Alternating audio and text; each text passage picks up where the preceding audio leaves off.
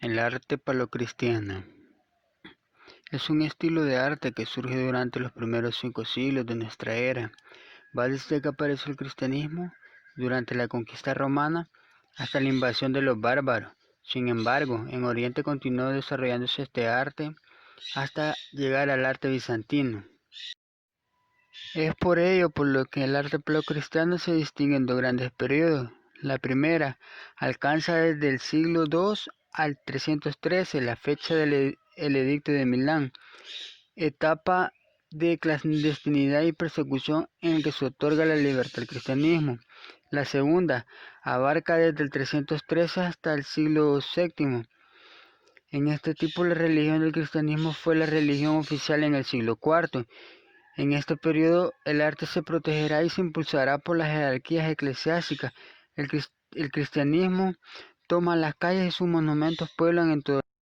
Como nuevas iconografías tenemos el crismón, realizado con la unión de dos primeras letras de Cristo en griego, rodeadas con un clipeo, círculo. También tenemos el pez. El pez surgió por sutileza semántica, pues la palabra griega ICHTHYS, con sus letras puestas en acrotisco, daba la sigla griega de Jesús, Cristo de Dios, Salvador. Como otras iconografías tenemos la paloma, que identifica con el alma, a menudo debe de una cátedra eucarística. También tenemos al pastor, llevando la oveja sobre los hombros, inspirado en el moscóforo del arte griego. Simboliza el mismo Cristo, el buen pastor de la parábola, el Salvador que acoge al alma y la lleva a las celestes praderas. También nos podemos encontrar con el pavo real, dado que se creía que en su carne era incorruptible, se asocia con la resurrección. Se trata de un préstamo del Egipto tardío, como una reconversión de la leyenda del ave fénix. Como otras iconografías tenemos al ave fénix. Los primeros cristianos encontraron en este animal fabuloso una imagen de Cristo resucitado. San Clemente, San Cipriano, Lactancio, Tertuliano, Orígenes de San Cirilo de Jerusalén, San Gregorio Nacianceno, San Ambrosio, San Epifanio y otros muchos utilizaron en sus escritos la leyenda del Fénix como símbolo de resurrección. Por ello aparece frecuentemente en el arte cristiano, bien como emblema del dogma, bien como imagen simbólica de Cristo. También tenemos el ancla, a causa de gran importancia en la navegación. Fue especialmente considerada desde la antigüedad como un símbolo de seguridad para los cristianos. Por esta razón, al adoptar el ancla como un símbolo de esperanza en una existencia futura, simplemente dieron una nueva y superior significado a un emblema que les era familiar. Eh, el cordero es el símbolo del Cordero de Dios, Angus Dei o Cordero Pascual. Se esculpe principalmente en fachada y tímpanos de las puertas. Se representa portando una cruz que sujeta con una de las patas delanteras. Simboliza el sacrificio sin mancha de Cristo para la salvación de los creyentes. Cristo nos libera de nuestra vida, esclavitud, y nos hace hijos de Dios. La cena pascual consistía en el sacrificio de un cordero. El paralelismo entre Jesús y el Cordero Pascual nos hace ver que la Eucaristía es la actualización del auténtico sacrificio en el que Jesús se entrega a los demás. La Eucaristía es el memorial de la Pascua de Cristo. Las basílicas. Como basílica podemos observar la Basílica de San Pedro en el Vaticano. Sabemos que poseía un prestigioso conjunto, la fachada principal, la del atrio y las paredes de la nave y del ábside estaban decoradas con espléndidas pinturas y mosaicos. En el arco triunfal se presentaba a Cristo entronizado entre San Pedro y el emperador. Otra basílica que podemos observar es la de Santa Constanza. Es una obra maestra del arte mortuorio de mediados del siglo V. Es la decoración de la Basílica Rotonda de Santa Constanza. Esta obra es una bóveda anular que ha escapado a la destrucción. Es el conjunto más antiguo de mosaicos cristianos observados hasta hoy. En los nichos laterales de la Santa Constanza quedan aún dos ejemplos grandiosos de lo que en este momento de la historia del arte cristiano aporta como novedad. La Traditio Legis, Cristo entregado su ley, el Evangelio de los apóstoles Pedro y Pablo, y la Largitio Paxis, Cristo consignado a Pedro, un escrito otorgado a la paz y a la iglesia. Basílica Santa Pudencia en Roma. Puede datarse desde principios del siglo V o quizás antes, aunque ha sufrido alguna mutilación y deterioro.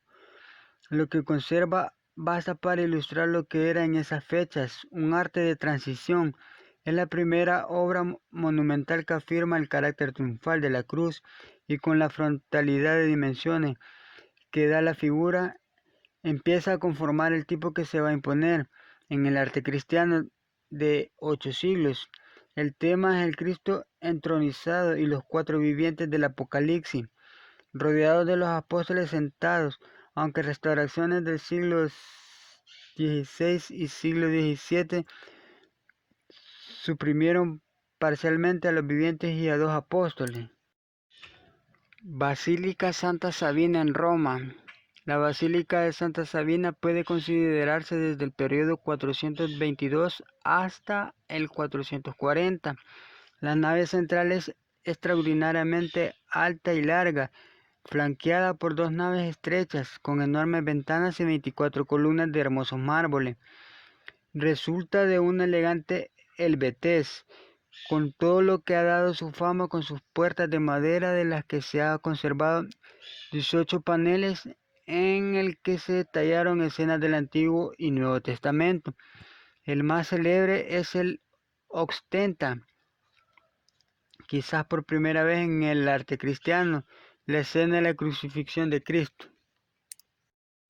La Basílica Santa Sofía, esta está ubicada en Grecia.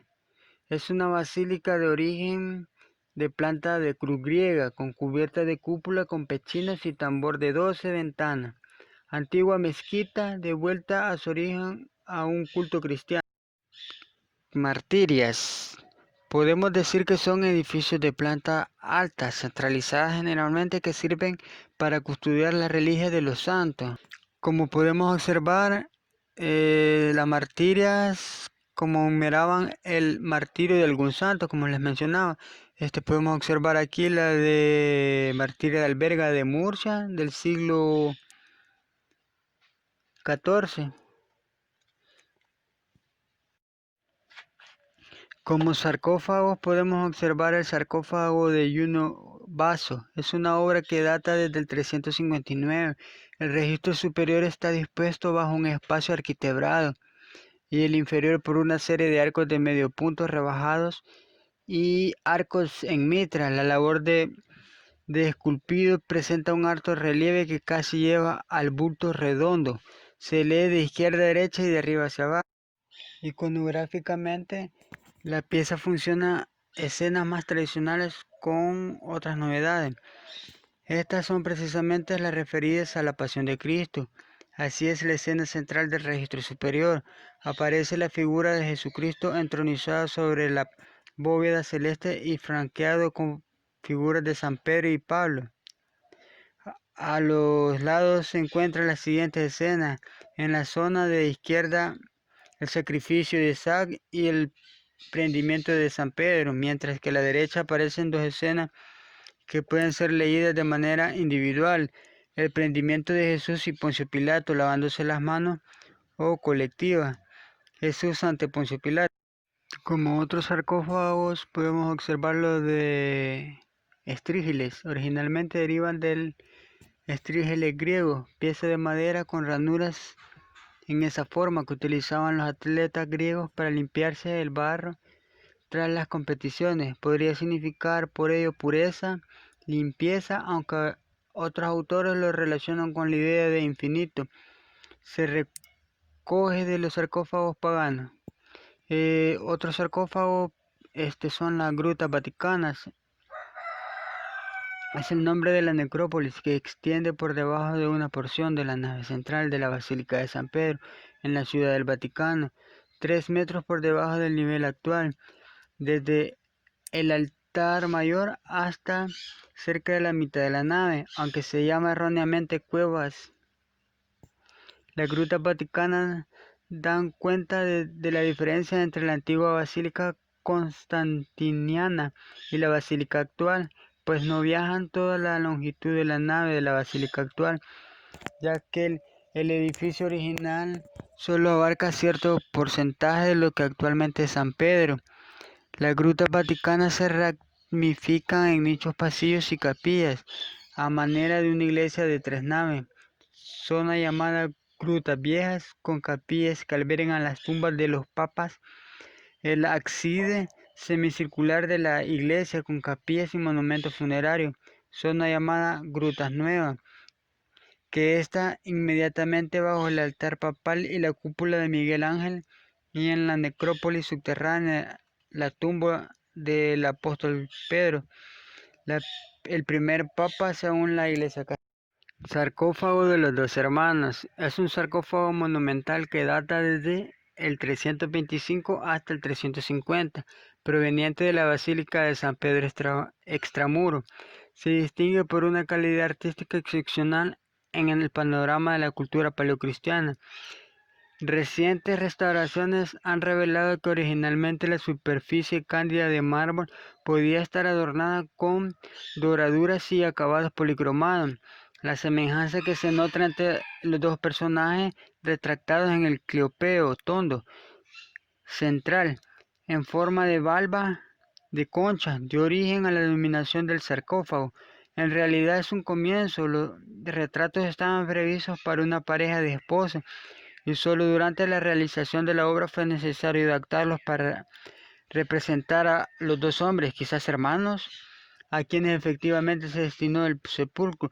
En este sarcófago podemos observar que aparecen temas como la entrega de la tabla de la ley de Moisés, como la prefiguración del Nuevo Testamento, junto a otros temas como Daniel entre leones.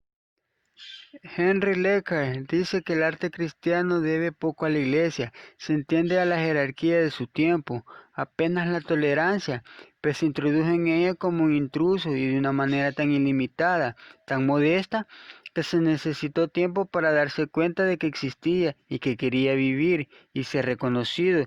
Cuando se comprendió esta ambición, era demasiado tarde para combatirla y desalentarla, sino en términos tan radicales. El aniconismo de la primitiva piedad cristiana ha sido la tesis oficial de arqueólogos e historiadores de la iconografía cristiana en los últimos siglos.